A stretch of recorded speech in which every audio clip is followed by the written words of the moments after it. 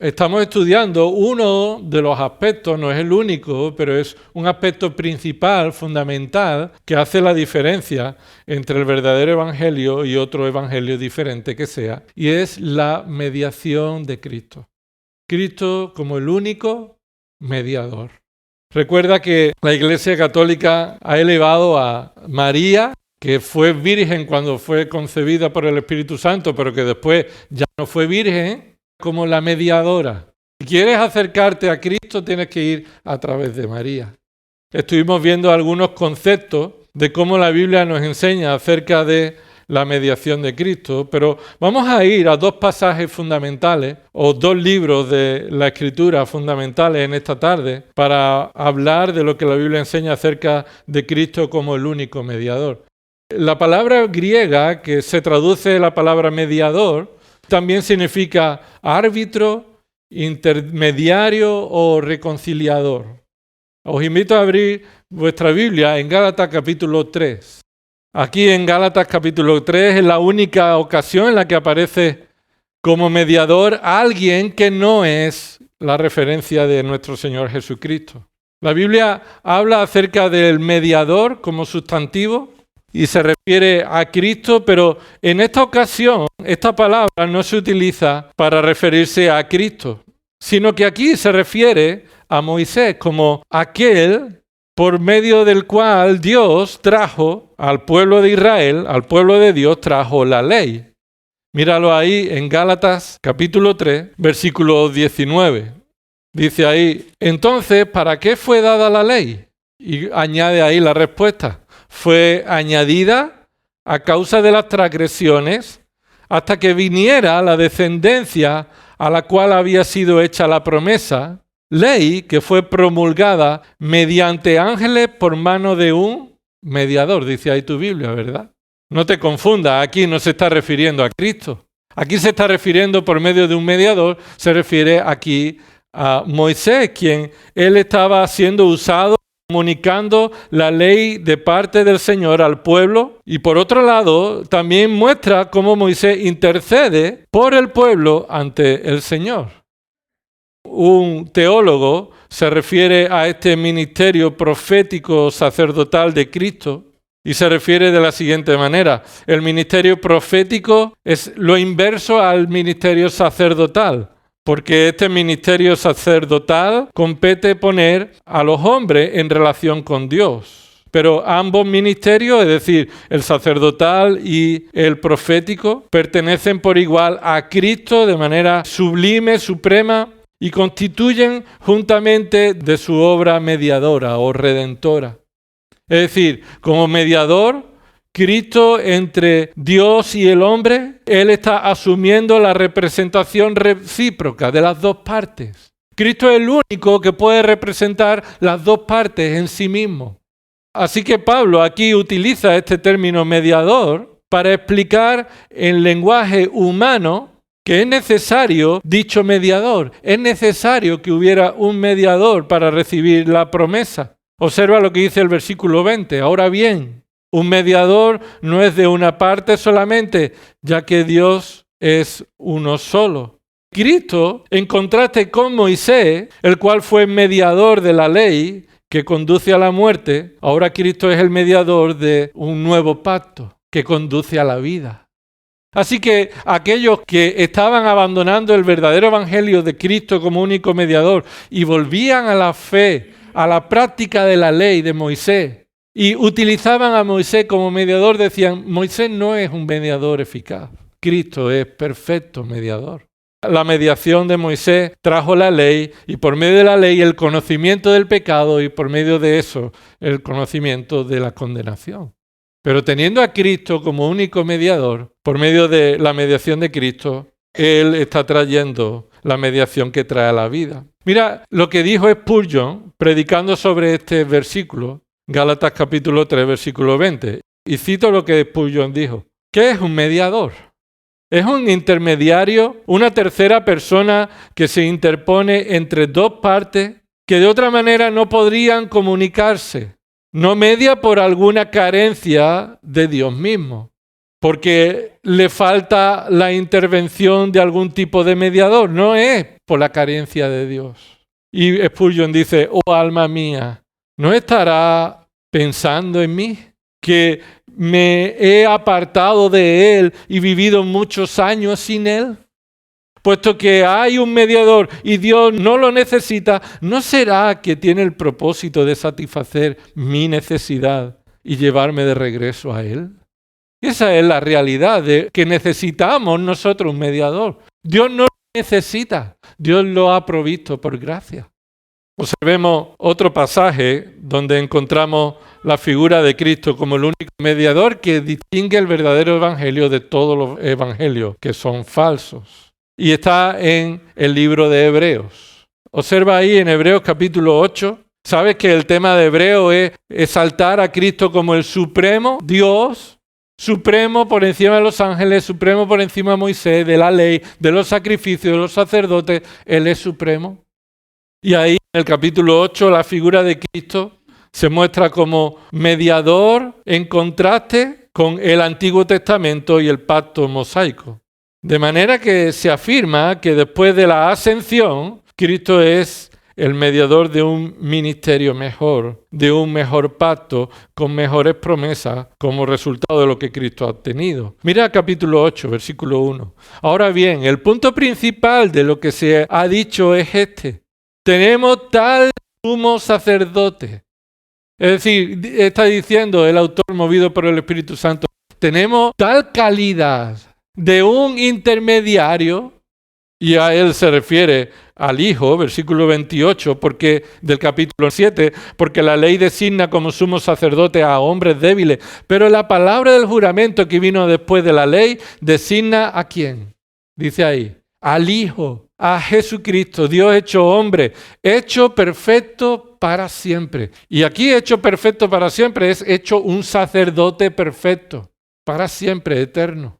Y ahora bien, lo que está diciendo, ya que tenemos tal perfecto sumo sacerdote, el cual se ha sentado a la diestra del trono de la majestad en los cielos, versículo 2, como ministro del santuario y del tabernáculo verdadero, no de la figura de la terrenal, sino del verdadero, de la celestial. Ahora continúa diciendo que el Señor erigió, no el hombre. Versículo 3.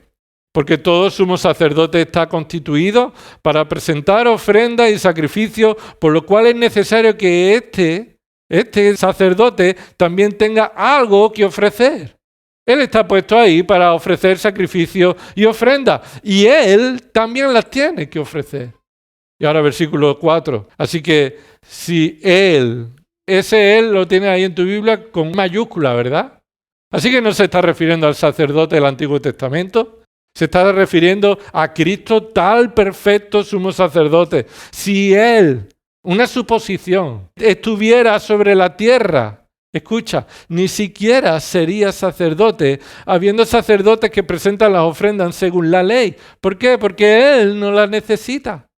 Y ahora dice el versículo 5, los cuales sirven a lo que es copia y sombra de las cosas celestiales, tal como Moisés fue advertido por Dios. Cuando estaba a punto de erigir el tabernáculo, pues dice él, mira, haz todas las cosas conforme al modelo que te fue mostrado en el monte.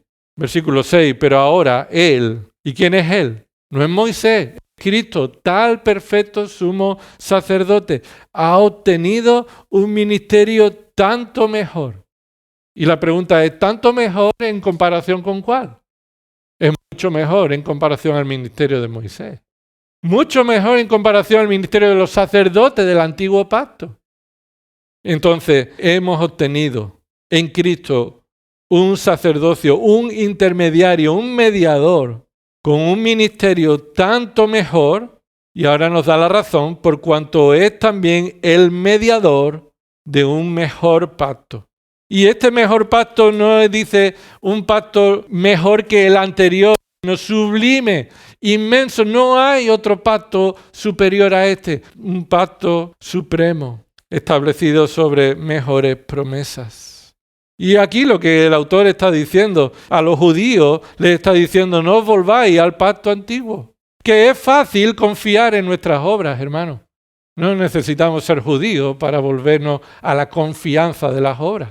Solamente necesitamos ser hombres para que todavía la carne que está presente, aunque no es el presidente, pero está ahí dominando, presente, nos lleva a confiar en la carne. Tenemos en el Evangelio el mensaje que lo distingue frente a cualquier otro mensaje diferente. Cristo es el único mediador que nos lleva a un pacto sublime, porque está basado en promesas supremas y son únicamente alcanzables por medio de Cristo, nuestro mediador, quien lo obtuvo.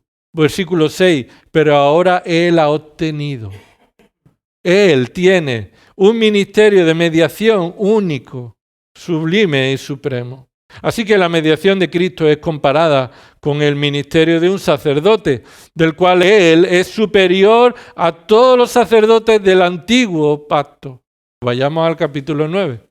Y ahí en el capítulo 9, Cristo se presenta como mediador también, pero ahora es contrastado y comparado con las órdenes, con las ordenanzas del culto del antiguo pacto. Dice el versículo 9, el capítulo 9, versículo 1. Ahora bien, aún el primer pacto tenía ordenanzas de culto, ¿verdad? Tenían formas de hacerse las cosas. En el culto no se podían hacer porque era opinión de la mayoría. Dios había establecido cómo debían hacerse en el antiguo pacto. Y dice ahí, tenían ordenanzas de culto y el santuario terrenal. Porque había un tabernáculo preparado en la parte anterior, en el cual estaban el candelero, la mesa y los panes consagrados. Este se llama el lugar santo. Ahí el Señor Jesucristo es presentado como mediador y es contrastado y comparado con estas ordenanzas. Los sacrificios presentados por el sacerdote en el pacto antiguo son ineficaces, aunque mostraban un orden establecido por Dios, eran ineficaces. ¿Sabes por qué? Sabemos que eran ineficaces. Por lo que continúa diciendo en los versículos 6 al 10, que cada año tenían que presentar de nuevo estos sacrificios porque eran ineficaces para la conciencia del ser humano. No cambiaban al ser humano, sino que apuntaban al ser humano a la necesidad de un mediador para acercarse a Dios. Dice el versículo 6, así preparadas estas cosas, los sacerdotes entran continuamente al primer tabernáculo para oficiar el culto, pero en el segundo solo entra el sumo sacerdote una vez al año, no sin llevar sangre, la cual, la sangre que lleva, la ofrece por sí mismo, es decir, la necesita él para poder entrar, y por los pecados del pueblo cometidos en ignorancia. Versículo 8, observa, queriendo el Espíritu Santo dar a entender esto, que el camino al lugar santísimo aún no había sido revelado en tanto que el primer tabernáculo permaneciera en pie. Es decir, el hecho de que tenía que repetirlo, ¿qué significaba? Pues que todavía no había llegado el sacrificio perfecto. Apuntaba a la necesidad de algo que todavía no había llegado. Así que, ¿por qué te aferras a esa tradición, a esas obras del antiguo pacto? Las cuales son un símbolo, dice el versículo 9. Lo cual, es decir, todo lo que ese sacerdote hacía, y además una vez al año entraba allí en el lugar santísimo, todo esto es un símbolo para el tiempo presente, o podríamos decir para la dispensación o para el tiempo en el que ahora el Evangelio de la gracia en Cristo Jesús era predicado.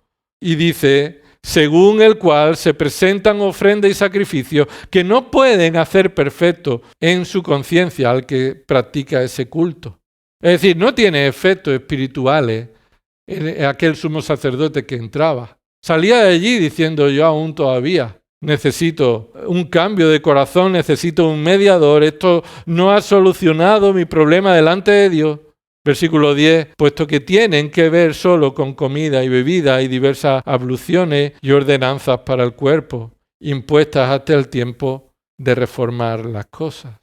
Ese tiempo de reformar las cosas viene en el capítulo 9, versículo 26, donde dice, de otra manera le hubiera sido necesario sufrir muchas veces desde la fundación del mundo, pero ahora una sola vez en la consumación de los siglos.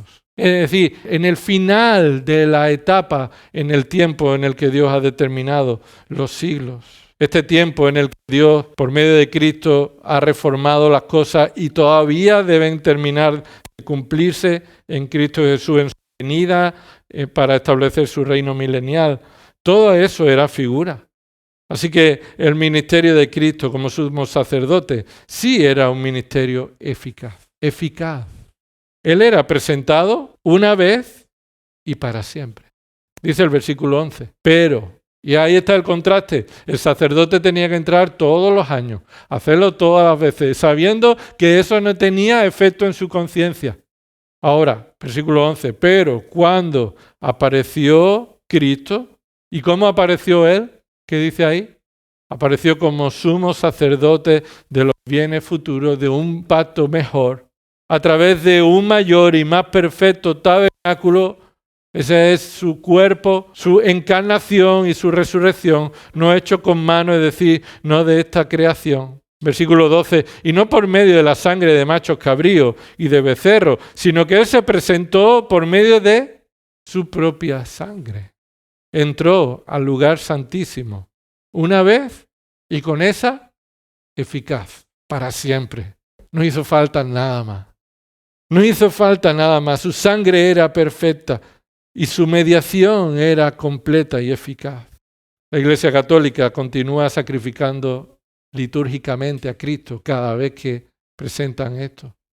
Cristo murió una vez y con esa ya para siempre. Esa es la esperanza que tenemos. Ese es el Evangelio que debemos seguir predicando, porque es el Evangelio de la esperanza en Cristo únicamente. Así que capítulo 9, versículo 22. Y según la ley, casi todo es purificado con sangre. Sin derramamiento de sangre no hay perdón.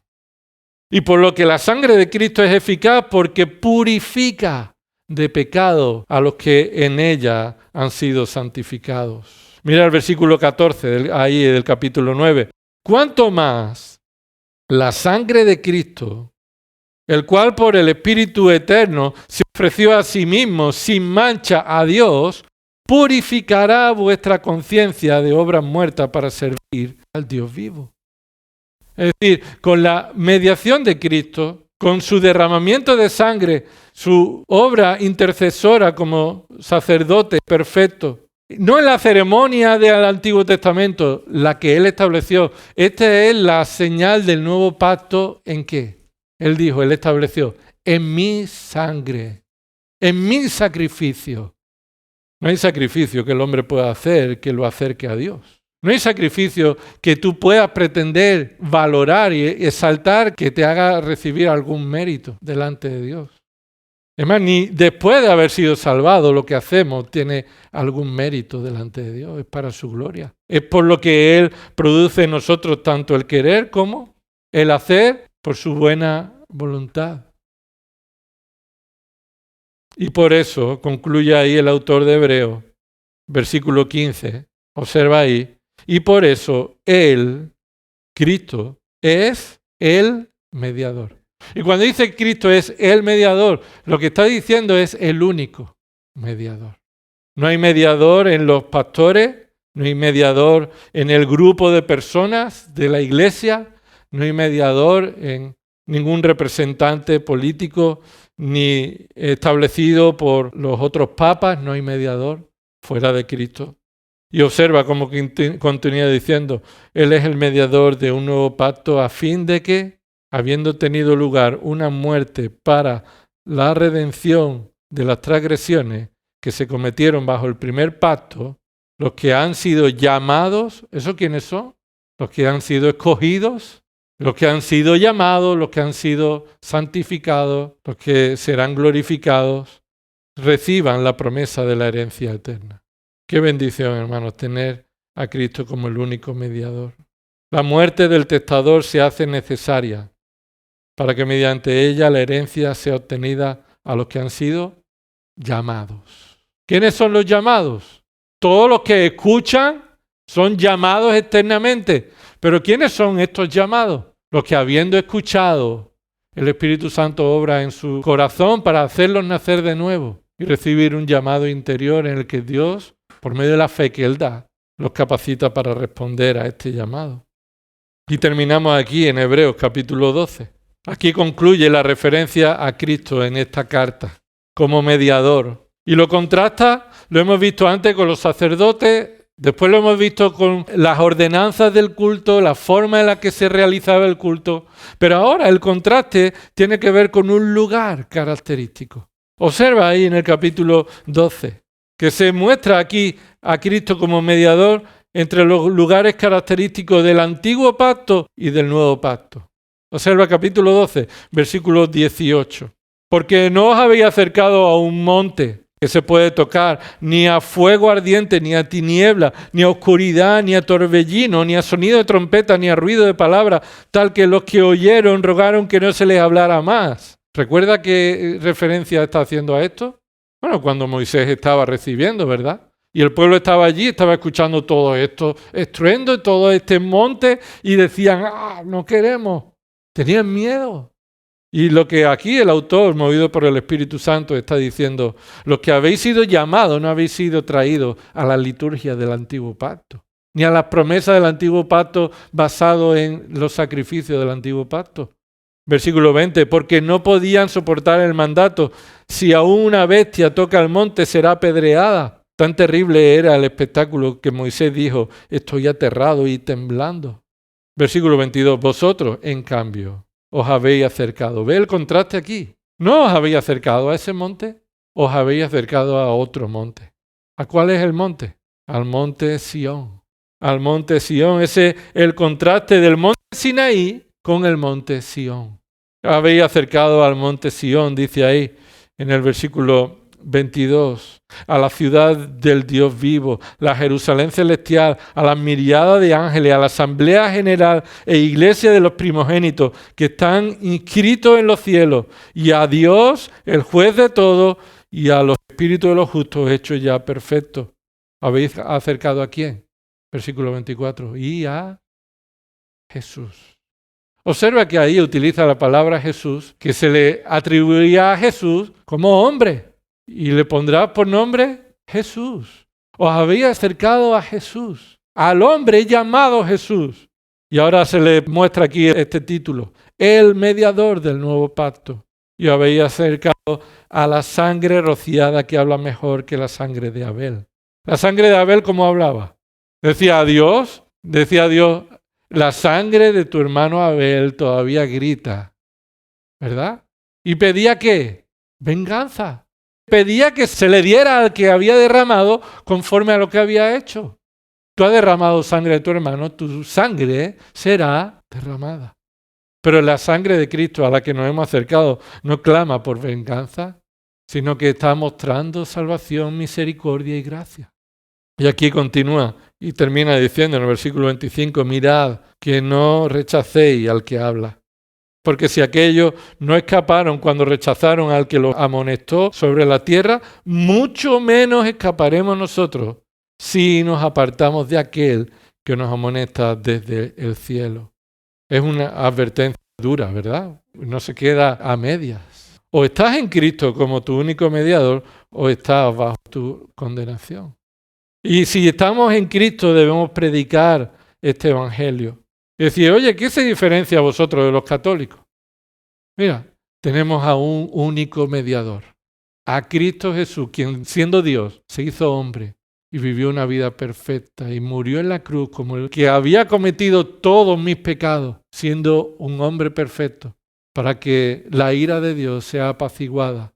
Y Él me ha librado de esa condenación. Porque no solo murió, sino que resucitó. Y Él es un mediador eficaz. En Él hay verdadera esperanza y tenemos la seguridad de la vida eterna. Eso es lo que debemos predicar. Este Cristo es el único mediador perfecto que intercede por ellos. Vamos a orar. Señor, te damos gracias por estas verdades. Perdona nuestros pecados, Señor, cuando ignoramos de muchas formas, Señor, la grandeza de tu persona, de la persona de tu Hijo y la obra del Espíritu Santo, Señor, sabiendo que tú eres un Dios trino.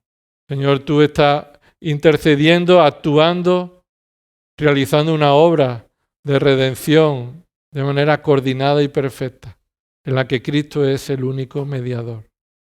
Cristo es el único poderoso para salvar para siempre a los que se acercan a ti por medio de Él.